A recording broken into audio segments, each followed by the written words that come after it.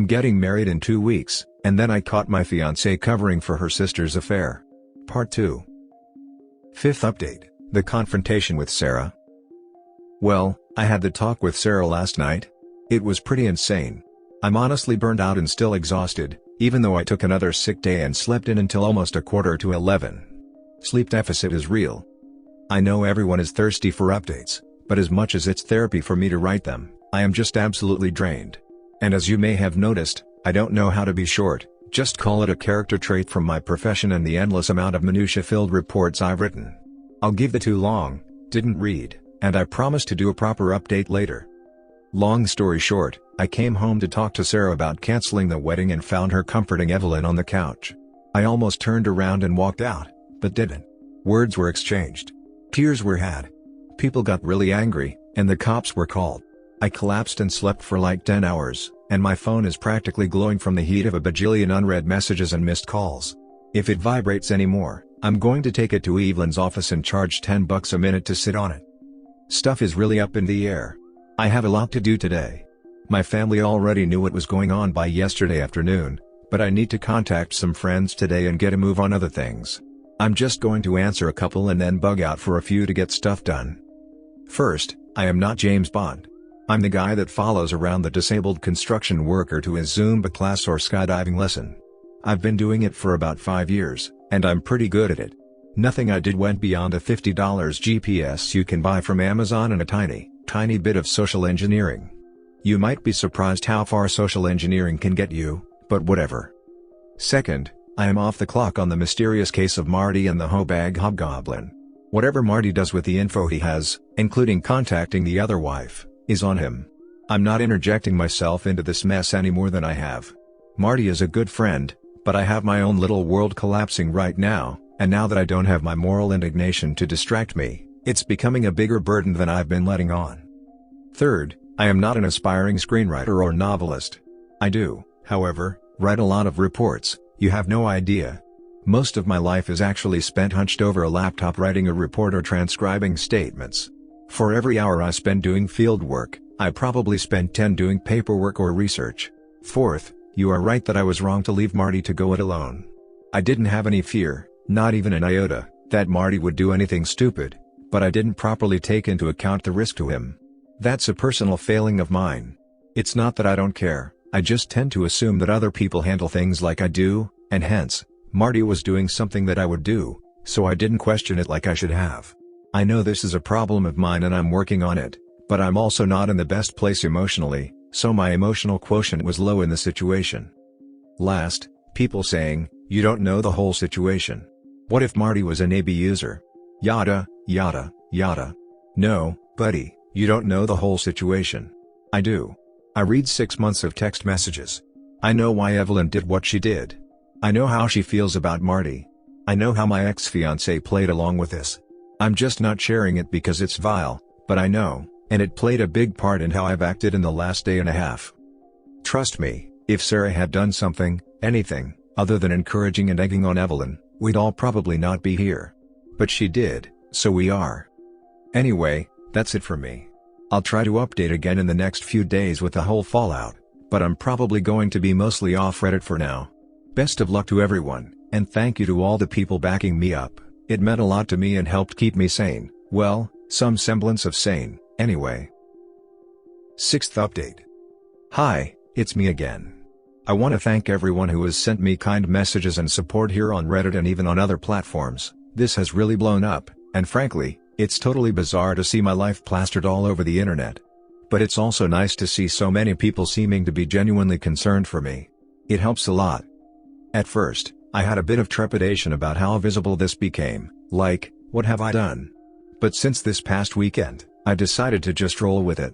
After all, the cat is already out of the bag, and I really believe I've done nothing wrong here, despite a small minority of commentators saying otherwise. I guess there's a lot to go over, and so much has happened. Most of it, if I'm honest, hasn't been that great. Well, it's actually been downright crappy, but I'll get to that. For people who were just following along, the link to my original post is here. I'm getting married in 2 weeks, and I am totally screwed. First off, I left Mark's house pretty late that night. Sarah already knew I was out discussing business with him, although she had no idea that the business was actually her sister's affair. But still, it was getting to an unreasonable hour, mostly because I was trying to get up the nerve to go home and face her. After about 2 or 3 pep talks from Mark, I finally got off my keister, texted Sarah that I was coming home, and left in my car. As I said in the last update, I was pretty surprised when I got there, because when I walked into the house, Evelyn was crying on the couch with Sarah. I hadn't seen Evelyn's car in the driveway when I came home, so this was probably the last thing I was expecting. I froze for a moment and almost turned around and left. This was not how I imagined this going down, and I knew that Evelyn's presence was going to make a bad situation a million times worse. Still, I had a timetable that I wanted to move on. I had friends I needed to notify and wedding preparations to cancel, and the proverbial clock was ticking in the back of my head. When I entered the room, both Sarah and Evelyn looked up at me in acknowledgement, but the tirade of accusations never came. I just stared back, raising my eyes in question. The moment passed, and Evelyn went back to crying, Sarah back to comforting, and I let it awkwardly hang in the air for half a minute while I thought. It seemed that Marty hadn't mentioned my assistance in the uncovering of Evelyn's affair. I decided to play dumb, not for any reason other than I wanted to see how Sarah reacted. I took a seat on her recliner, put down my laptop bag, and took my phone out of my pocket. I made it look like I was fidgeting with it and then asked them, "What's going on?" Evelyn just continued to cry, but Sarah looked at me and said, "Marty is divorcing Evie." Well, yes, I figured as much. I decided to push ahead with the obvious question. "What for?" I asked her. Sarah stopped patting Evelyn's back for a moment and looked at me. I could almost see her face twist and contort. Imagine the look a 5-year-old makes when you tell them to eat their broccoli or finish their lima beans. Evelyn shot Sarah a look that I didn't need to be a sister to understand, and there was a pregnant pause until Sarah finally said, "She cheated on him." Now, I have to admit, this response freaking floored me. This was absolutely not what I was expecting. Sure, the more cynical readers here might think, well, the cat was out of the bag, so there's no point in hiding it, and yes, that's true. But it's also true that she could have just as easily feigned ignorance or even worded it another way, like, Marty accused Evie of cheating, instead of basically confirming it to my face. Maybe I'm being pedantic here, but it's part of my job to pay attention to not only what people say but how they say it. Evelyn wasn't happy about this. She kind of crumpled into the couch a bit and did this strange combination of a sigh and sob at the same time. I wanted to press on, go for the gold, so to speak, but I must have stammered a bit. Sarah probably interpreted it as shock, and well, she would have been right in a sense, just not in the way she assumed. "Did you know?" Sarah didn't say anything, she just nodded, her hand still rubbing her sister's shoulder. I didn't hesitate and asked the obvious follow-up, "How long?" The answer came back a lot easier than I thought it would, 6 months. I was shocked by how easily she admitted to it. Evelyn was shocked as well, she smacked her sister's hand off her, and I think even Sarah was a little shocked at saying it out loud. I leaned back in the recliner and rubbed my face. Time to tug the rest of that band-aid clear off. "We're not getting married." There were 2 looks like stunned goats and a chorus of "Huh? What?" from both sisters. I stood up and repeated myself. "We're not getting married.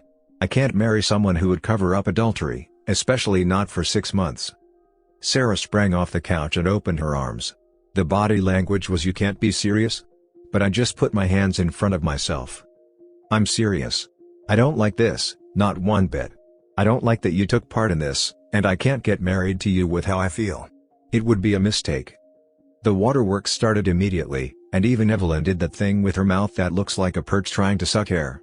There were wails from Sarah, accusations of not loving her, appeals to my sense of duty, to the loss of money, the inconvenience to all our friends, the embarrassment of it all.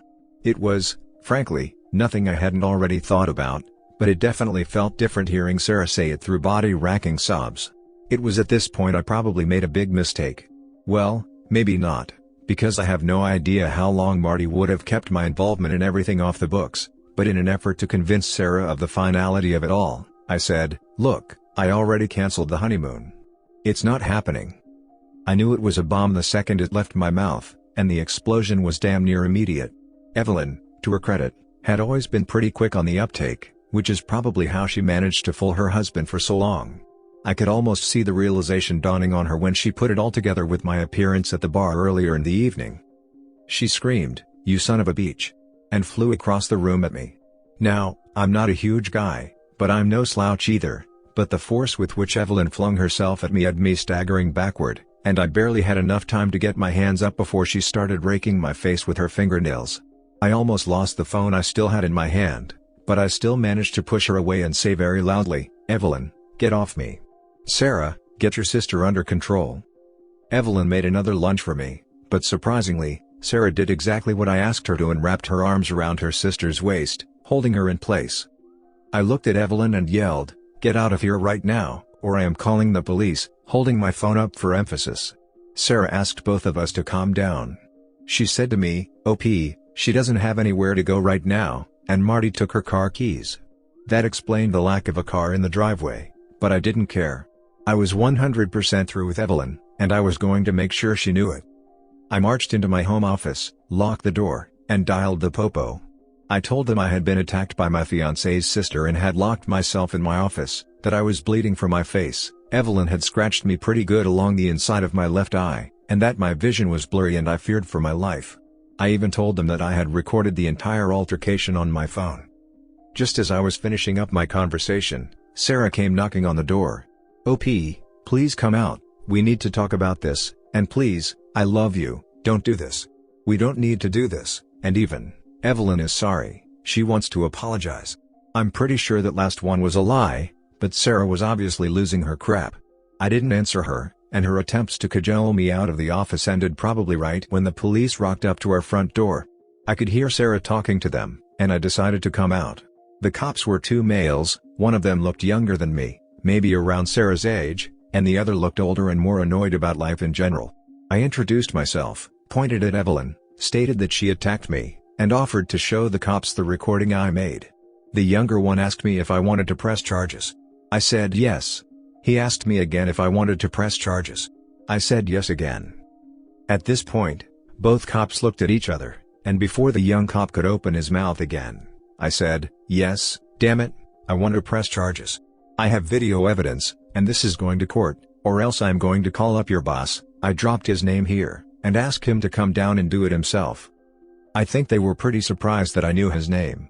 Not that we're friends or anything, but given my line of work, I spend plenty of time interfacing with local law enforcement, and I've met most of the brass or talked to them on the phone a couple of times over the last few years. Honestly, at this point, I was getting pretty hot under the collar, and while I get what these guys were thinking, I don't agree with it at all. Facts are facts, sure, I might not be bleeding out on the floor, but Evelyn assaulted me in my own home, and I wanted her gone.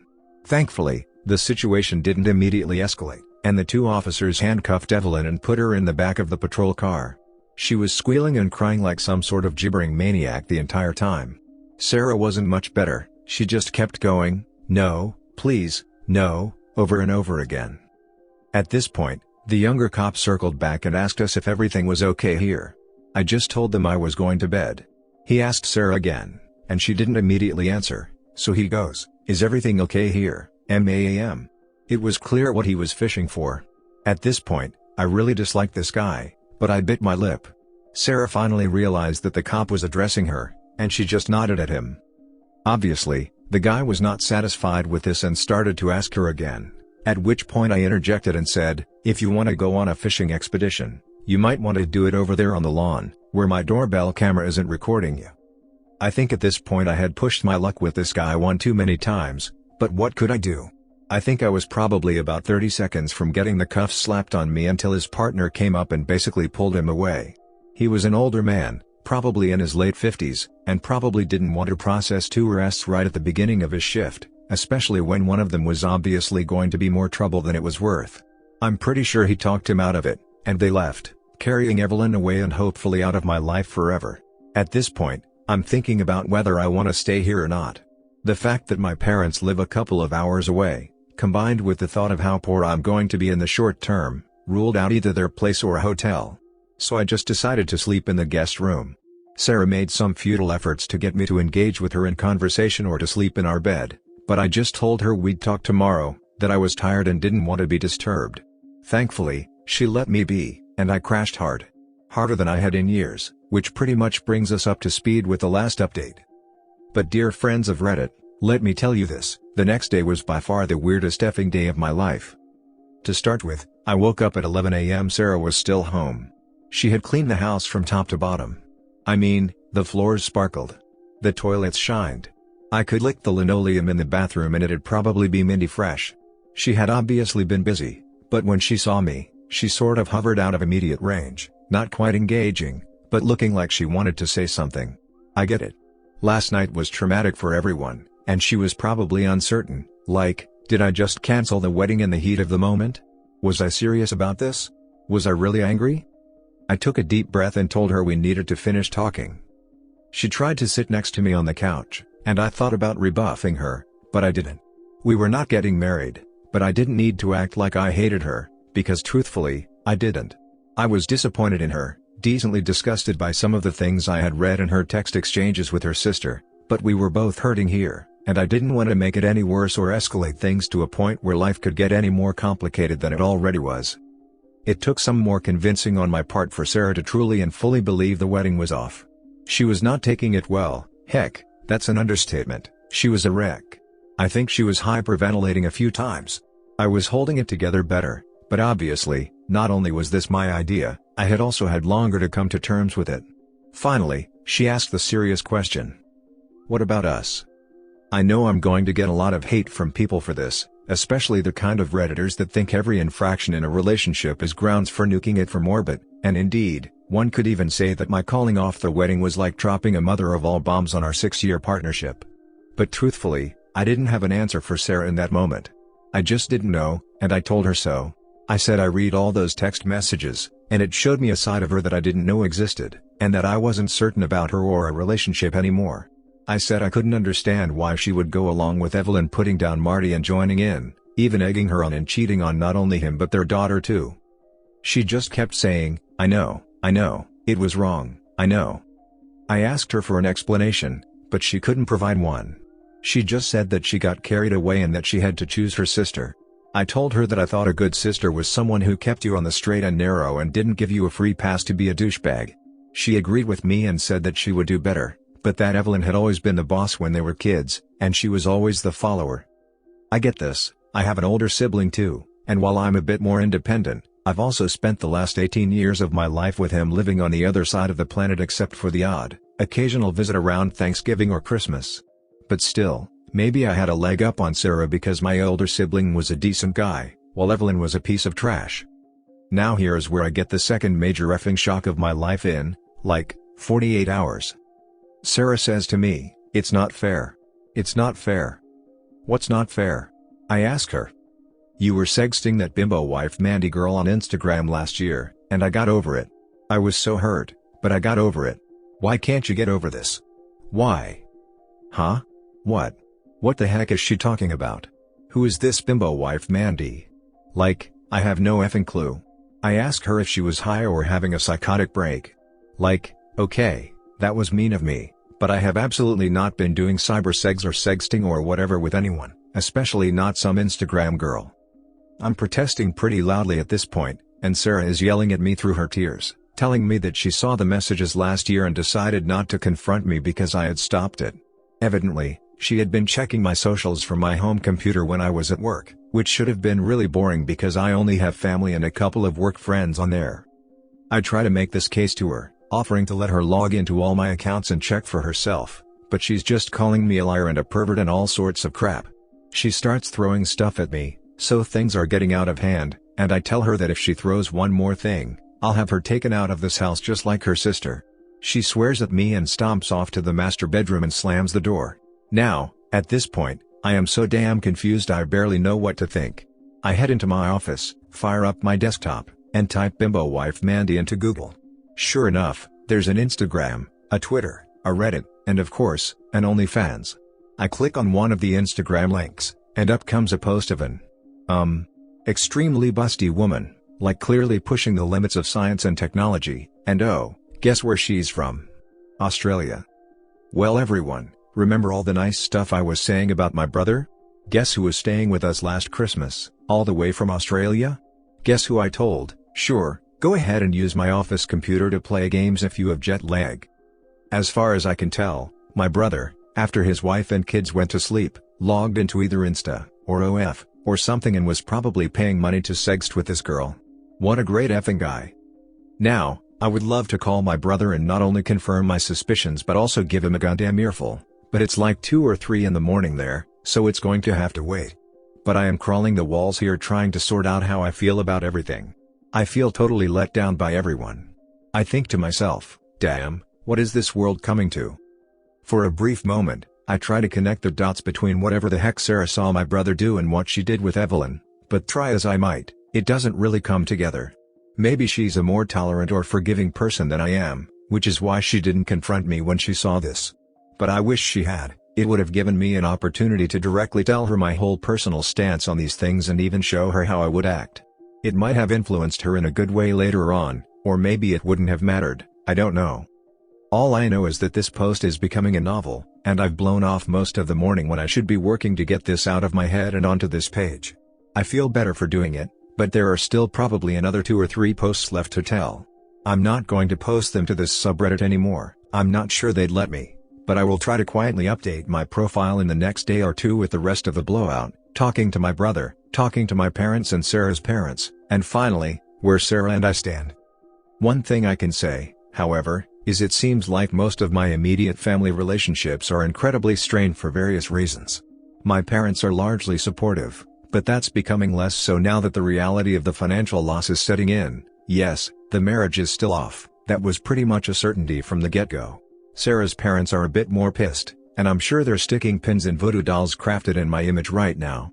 Evelyn, for people who are wondering, is no longer in jail. She got Sarah to bail her out, and I even laid into Sarah for that, calling her sister's underling, which I think actually struck a chord with her because she wrote me, like, a 20-page letter about how her sister always bossed her around throughout her entire childhood. I've read it twice now, and I wish we had talked about this pretty much any time within the last 6 years. Maybe things would be different. I don't know. Anyway, Reddit, if anyone is still interested, expect a final chapter of this saga in a day or 2 and maybe a follow-up after the former wedding date passes. Reading the top comments before the updates.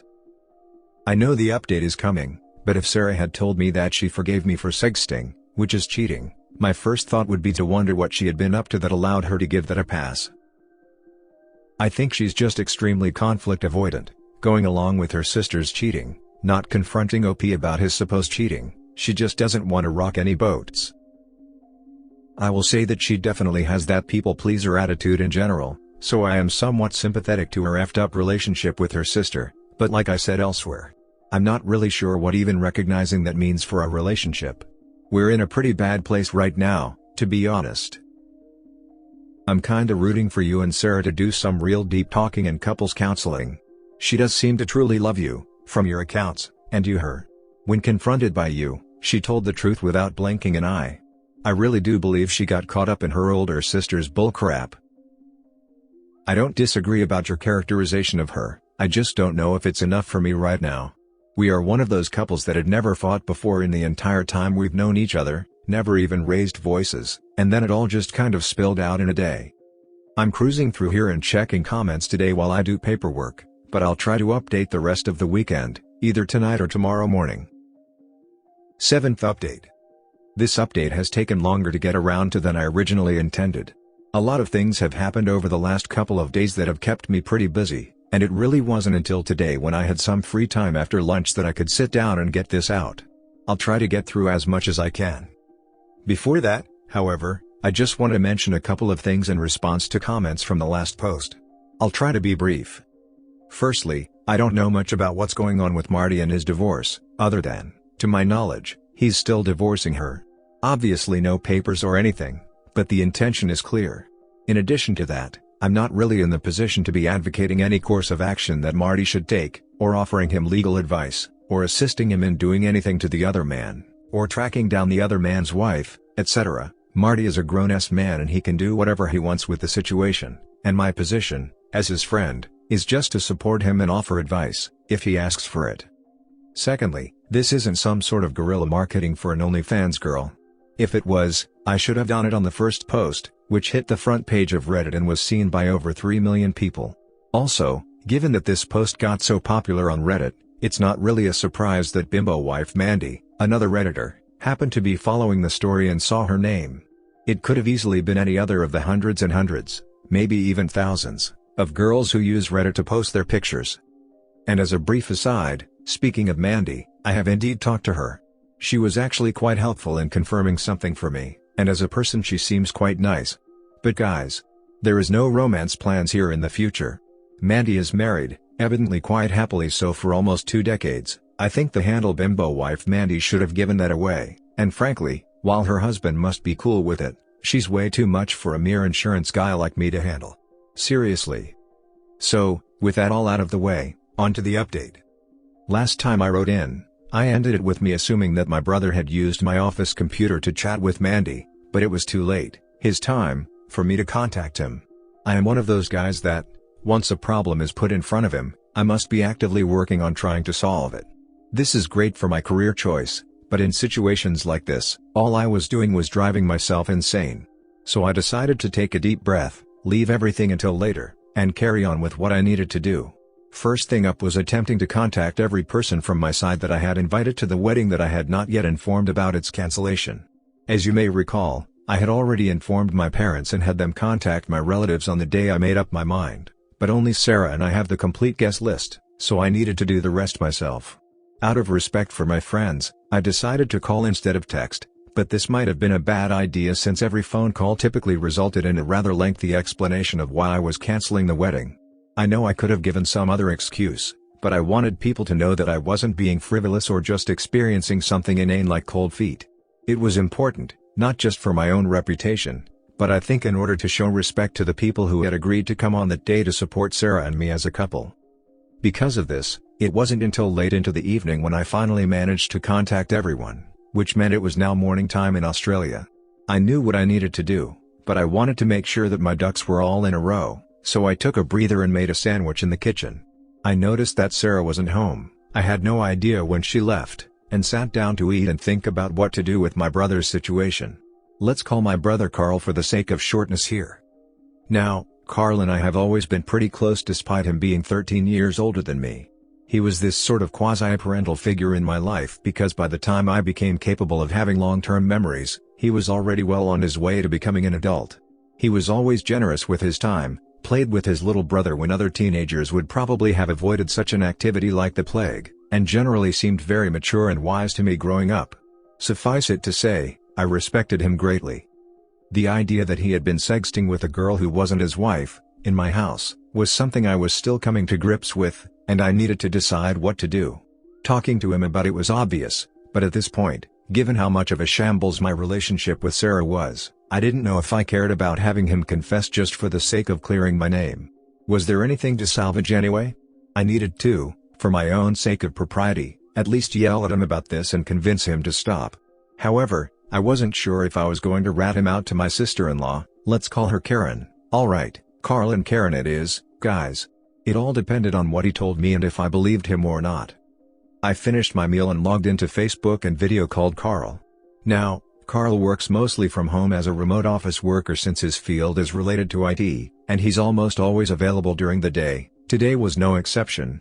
It didn't even ring more than once or twice before he answered. We greeted each other, exchanged some pleasantries, and then I just sort of dove into it and asked him if he had been using my computer to sex chat women on the internet when he was visiting me. Carl's face froze and he leaned out of frame of the camera. He was obviously closing his office door.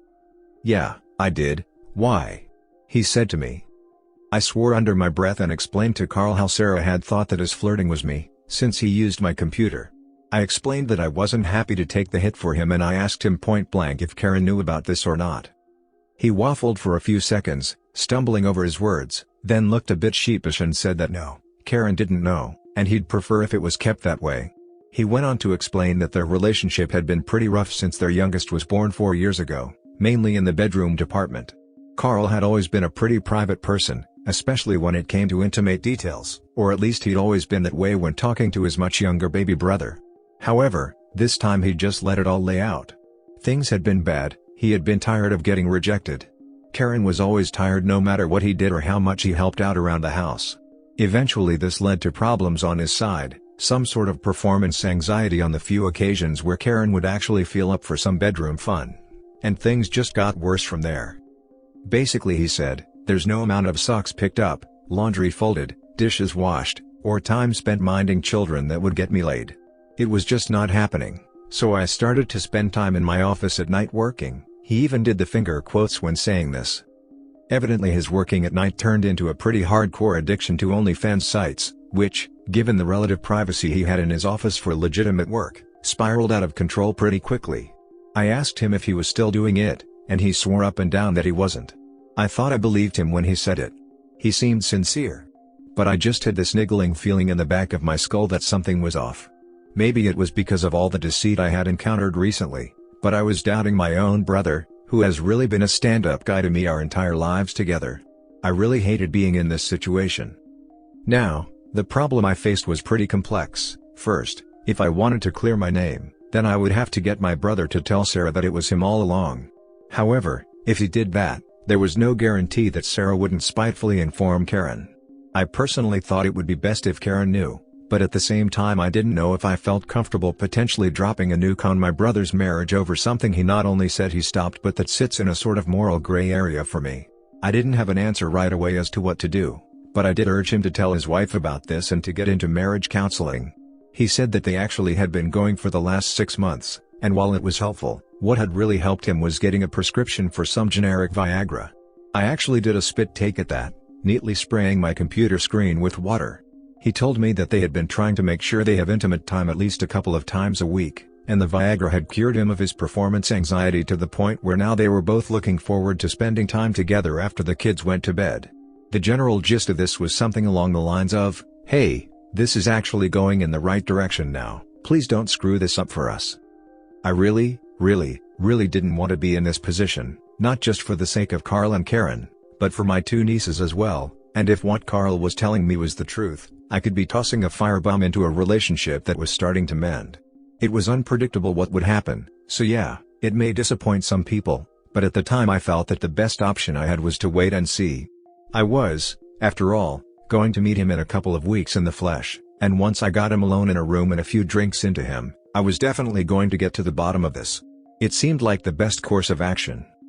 Anyway, that night I went to bed early. I didn't see Sarah until the next morning.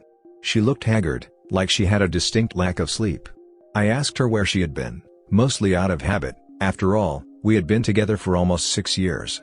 She told me that she had gone down to the courthouse for Evelyn's arraignment to post bail. The courts here close at 1 p.m. on the weekends, which is why she had disappeared soon after I went into my office, and that afterward she had driven her to her parents' house and spent the night.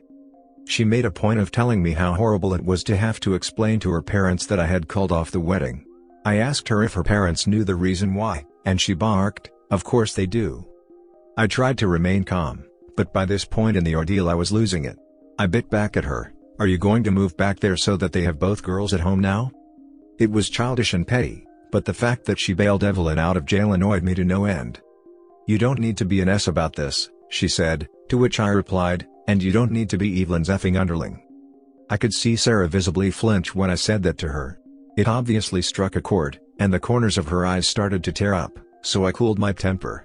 We just sort of stood there, miles apart in the living room of our house, and didn't say anything for a good solid minute or two until Sarah decided to continue talking. "Our parents are going to be here at 3. I actually face-palmed at this. I was about to go off on her for not consulting me on this, but decided that was just my own ego. After all, I did need to sit down with them and work out the details around the wedding and whatever remaining deposit we had, and I needed to, at least once, face to face, explain to everyone why it wasn't happening. So fine, let's do this and get it out of the way." I tried to make myself busy, but there isn't much you can do on a Sunday except waste time, and time wasting isn't very enjoyable when you know you're heading into the meat grinder in just a few hours. Still, 3 p.m. came, and so did our parents. We all sat down at the large kitchen table that Sarah had bought just a month after we closed on the house. It was second-hand, from Facebook Marketplace, but she loved it because it was solid oak with a beautiful finish and capable of seating 8, and just as heavy as that sounds. She always wanted to have big dinner parties with our families over, just not like this. The next 3 hours were grueling. No one was happy, nor should they be, I guess. The best support I could get came, unsurprisingly, from my own parents, but even that was tempered, essentially along the lines of, "Well, it's his decision to make," which more or less means, "Yeah, we think this is crazy too, but were still backing him. Honestly, that was fine with me. I didn't need my parents to get the stigma by association of canceling the wedding. I was fine with owning that. Eventually we worked out a decent deal regarding the wedding. We would try to get back whatever money we could, split it back however it was contributed. Some things like the honeymoon were all paid by me, or the flowers were all paid for by Sarah's parents, and then eat whatever losses there were communally. However, when it came to the subject of the house, Sarah vehemently objected to my idea of paying back her or her parents for the deposit. Basically, she didn't intend to move. Now, as you might imagine, Sarah and I hadn't really talked about the us or us living together situation in too much detail. The fact that I even brought up settling the house equity seemed to shock her because the implication here is that I expect her to move out of our home. She threw a fit, and I don't blame her. I should have settled our relationship status with her first before trying to negotiate a payment plan with our parents. It really tipped my hand to everyone about how I was feeling about our relationship, and while I think our parents expected it, or at least understood, Sarah was beside herself. She was absolutely not accepting of us breaking up over this, and she made it clear. "I am not moving out of my house, and we are not breaking up," she declared. And that's pretty much how my Sunday night ended. After our parents left, Sarah and I tried to talk it out some more, but we kept running in circles around each other, and I had to curb my natural inclination to run her down until we got a resolution. Truthfully, I was pretty damn tired as well, and I just wanted to turn off my brain. Believe it or not, we just ended up sitting on the couch and watching a movie together in silence until it was time to go to sleep. We left it there with a "we'll talk about it more tomorrow" and retreated to our separate rooms. On Monday, I woke up to a large handwritten letter slid under the door from Sarah. I took a brief look at the first few pages and decided I would deal with it later and went to work. When I left, Sarah was still in bed. She must have been up late writing that letter. At the office, I rescheduled some meetings and started calling venues and vendors that were on my list. The other ones were being handled by Sarah or her parents. It was a mixed bag of results. The catering people were adamant that I pay most of their fees under the pretense that they had ordered most of the food. I shot back at them over this, like, were they expecting me to eat a week-old steak? But my appeal fell on deaf ears. I tried talking to the woman who ran the catering business and explaining what happened, but that seemed to only firm up her resolve to get as much money as possible out of me. Inversely, the DJ that I had hired for the entertainment was incredibly kind and gave us back almost all of the money. It wasn't much, however. Things went on like this, and during the day between making calls and doing work, I read Sarah's letter. Now, this is 20 pages of written word, so I'm just going to summarize. The gist of it was that ever since childhood, Sarah has been bullied by Evelyn, and in response, Sarah's way of dealing with this was to essentially go along with whatever Evelyn wants to hear. She went on to say that it had become a sort of general way of operating in her life, that she was just afraid to rock the boat, to cause a problem, or sometimes even to voice an opinion. I reflected on this because, truthfully, when I look back at our relationship with a more critical eye, I kind of think that Sarah was a bit too perfect of a girlfriend. What I mean by that is, she never disagreed with me, never picked her plans over mine, or even really advocated too strongly against anything I wanted to do. She went out of her way to make herself appear useful and all around acted more or less like a yes woman in our relationship. I mean, we had never even so much as had a minor disagreement in 6 years, let alone a full-blown argument, until now. It sounds great from a relationship standpoint, until, of course, it's not. I couldn't shake this feeling that Sarah has this deep-seated insecurity and need to make people happy, you know, what they call people-pleasing behavior. When I start looking at it this way, a lot of things make sense to me, and I start to realize that despite being with Sarah for 6 years, I don't actually know her that well. It's like she's put up this image around her that's really just a mirror, a reflection of whatever she thinks people want to see, and in the case of our relationship, she's more or less been acting my role of the perfect girlfriend while never really letting me inside to see who she is as a person. Heck, I can't even say that what I saw in those text messages is the real Sarah, because it's almost certainly just another reflection, this time of Evelyn and all her warts and faults. This may sound weird, but it's like we are in this unequal relationship. Whereas maybe she loves me for who I am and how I wear my thoughts on my face and my heart on my sleeve, but maybe I only love her for the mirror she is holding up to my face. I don't know. If this sounds too metaphysical for you, then I'm right there as well. It's like this wisp of an idea that I'm still trying to catch with my fingertips. All I know is that in the last few days, I've probably learned more about Sarah than I had in the last 6 years, and the letter she wrote me was the first real view into her childhood that I'd ever glimpsed. That night we talked more about this specifically, about her childhood, about her behavior. The conclusion that we came to is that she needs help. She's a grown woman who is sadly stuck acting like a child, too scared to displease anyone, lest she face her sister's wrath, or her parents' disapproval, or the loss of love from the ones she loves. This is no way to have a relationship, and I can say that I feel much more confident and assured that my decision to call off the wedding was the correct one. In fact, it could not be any more correct. That night, after our talk, I went to bed with much less angst than I had in a few days. So, this basically brings me up to our last update, and once again, it's a freaking novel. I won't wait 2 to 3 days to do another one, otherwise, I'll keep falling forever. For people who have been wondering, the entire situation with my brother is more or less resolved, and I'll get to that tomorrow. But the situation with Sarah and me is still up in the air a bit, though there is a semblance of a plan going forward.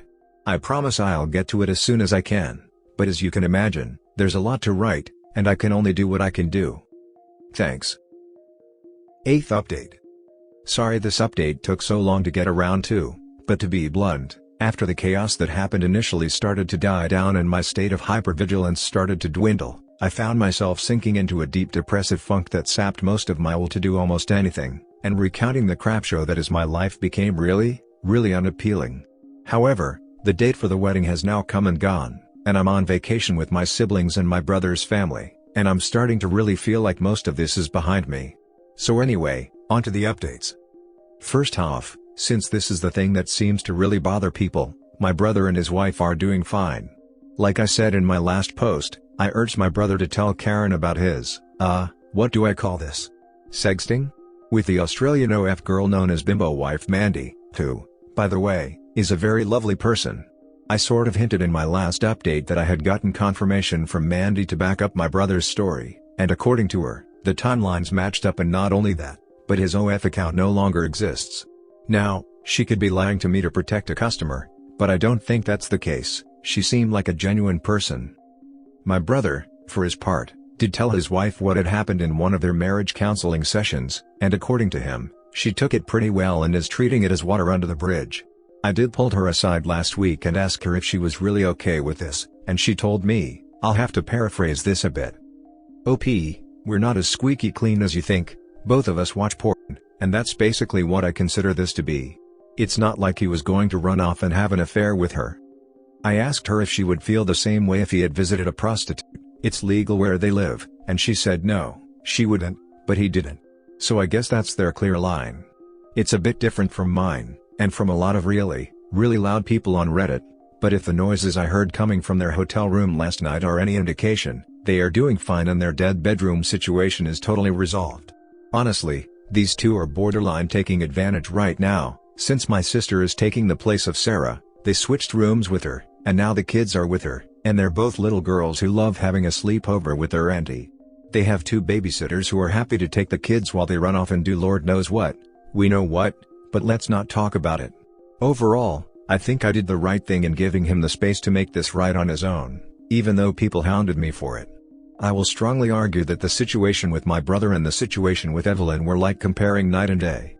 I don't agree that cybering someone you know as a professional sex worker is anywhere near the same ballpark as actively carrying on an affair, and I don't think my actions and how I dealt with it were anything close to how Sarah did.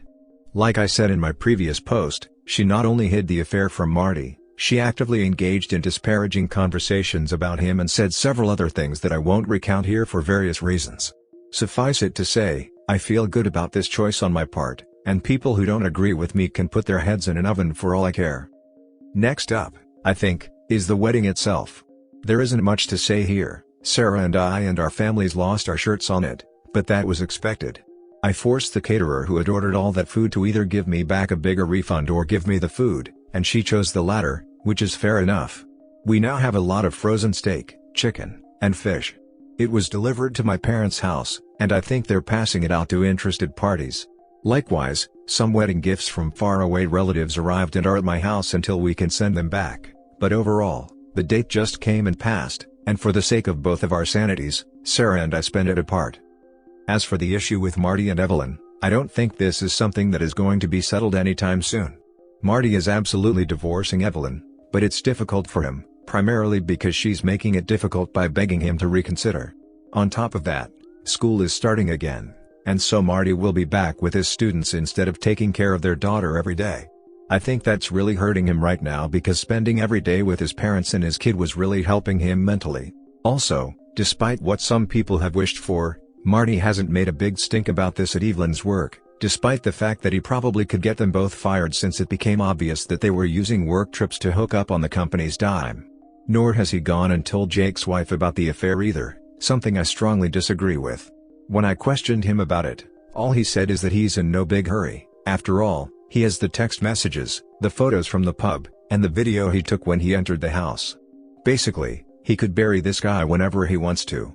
I think, in some kind of twisted way, hippy-dippy Marty the Birkenstock-wearing teacher is enjoying making this guy sweat it out. Either that, or maybe he's enjoying making Evelyn fully realize her place in the world at this point, just a side piece to a married man.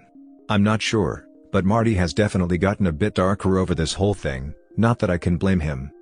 Everything I know about Evelyn is secondhand from Sarah, but the way I understand it, she is largely just going to work and coming straight back to her parents' house every day, like a teenager on curfew.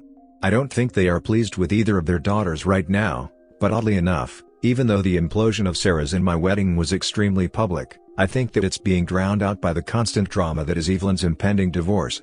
Sarah said it almost seemed like they forgot about her once they realized that Marty was seriously taking steps to divorce Evelyn and they're concerned about having access to their granddaughter. I sort of get that, they are very doting grandparents, and I'm sure their anger at Evelyn is compounded by the fact that their access to their grandchild is going to be essentially cut in half. Now, on to the big event, Sarah and I. First off, I don't think that this update is likely to make anyone happy, not the people who urged me to yeet her out of my life, nor the people who demanded that I treat her with sympathy and compassion for her obviously screwed up mental issues. The facts are that, aside from the lying and hiding the affair, what shook me the most was probably the way she carried on with her sister in those text messages. Maybe people would understand me better if I shared them, but I simply refuse to repeat it, and I don't want to get into arguments over their content.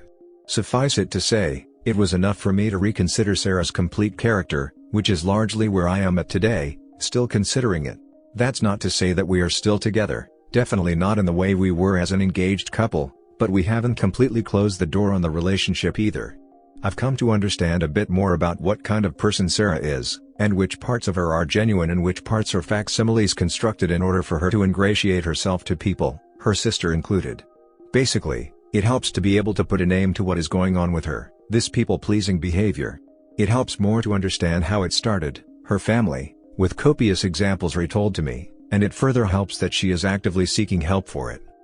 On top of that, even though I found her behavior extremely gross and inappropriate, I give her a lot of credit for how she dealt with the situation when I came home that night to find her and Evelyn on our couch. She didn't lie, she didn't minimize, and she largely took accountability for what she did. Remember, at the time she didn't know that I had seen her text messages with Evelyn, and she definitely could have tried to omit her participation or minimize it somehow, but she didn't. She was truthful to me even when she knew it would make her look bad. That actually counts for a lot in my book, which is why I am looking at simply changing the chapter instead of closing it. To be clear, this isn't a victory for the forgive her and blame everything on the sister crowd, because frankly, I haven't forgiven her and our situation is very different now. She has moved back into her old room at her parents' house, much like Evelyn, although Sarah will probably be out of there in a couple of weeks because she says the environment is not good for her mental health or getting help with her issues, and I am paying back her equity in the house in fortnightly installments out of my pay until we are all caught up, which will help her defray the costs of getting an apartment on her own. We are definitely not together right now. Sarah really did not want to accept this at first, and I can see her point of view, even be sympathetic to it, but also, if she really has these emotional problems that it appears she does, then I felt that pushing the issue could be the way to light a fire under her to finally seek some real help for them. Just forgiving her would be tantamount to sweeping everything under the rug, which in the long run would spell disaster for our relationship. I really wish that she had opened up to me earlier, before all of this hit the fan, because I'd much rather handle the problem as a loving partner and support her more closely, but she didn't really give me the opportunity to do that, which is a shame. So this is the best I can do at this point. So, basically my situation is more or less just wait and see on the Sarah front. Maybe one or both of us will get tired of this and completely throw in the towel and move on completely. It could almost certainly be me, but frankly, I've no desire to further complicate my life by being intimate with any other woman right now, So I think if anything, we're looking at a period of months down the line until we get a firm resolution one way or another on this front, and I'm frankly fine with that. Not everything needs to progress at a hyper-emotional, breakneck pace, and if I look at my situation, I'm fine. Financially, we're separated, we're not living together, and I'm cautiously cynical about the entire situation. I'm also not kidding myself, if at any point I think that Sarah's issues are too big of a deal, or that I can't see us rebuilding trust with each other, then I will dip. I have no interest in prolonging a situation that I see as hopeless, which I guess says it all. I don't think it's hopeless, I just think it's going to be difficult, and I'm open to waiting a bit to see how it plays out. To the point even where I am seeking my own counselor to help me process the events of the last few weeks, as well as looking into how Sarah and I interacted with each other, because I do actually believe that while I might have been fooled by her, it was partially a willing deception on my part. Because who wouldn't love a girlfriend who never disagrees with them, always wants to do what they do, and goes out of her way to make sure you're happy before she is?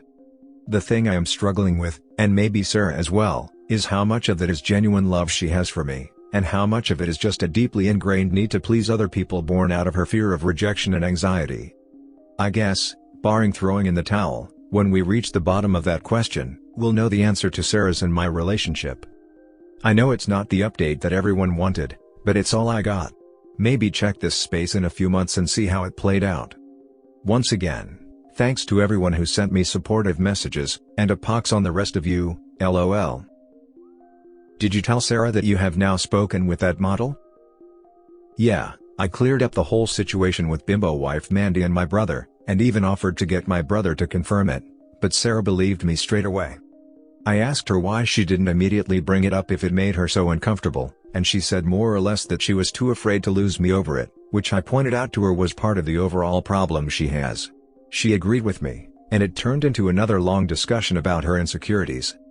Like I said in my post above, I understand, at least intellectually, what she is going through, and I'm willing to give this at least a little bit of time to see how the situation evolves. But ultimately, I'm not too keen on being in a relationship with someone who essentially practices deception as a way to deal with her insecurities. She really needs to overcome this, not just to have a relationship, but as a person, in life in general. Good luck to you, OP. It sounds like a very mature way of handling things. Have you asked if she ever cheated on you? It was never really a concern of mine and still isn't. Like I elaborated before, she has been largely attached to my hip for years now, and I mean this, no after-work drinks, no girls' nights, no weekends away with the girls, nothing like that. And I have had complete access to her phone, social media, etc., since we started living together. I think what she did with Evelyn was crappy, but I also think, from understanding her better, that this was her way of not being confrontational with her older, domineering sister. Basically, I know she has some problems, but I don't think this is one of them. And as testament, it never crossed my mind to even worry about it, and frankly, due to my line of work, fraud investigation, she'd have to be beyond world-class to pull something like that off under my nose. Heck, the whole reason why I called off the wedding was just spurred by me catching her in a single lie,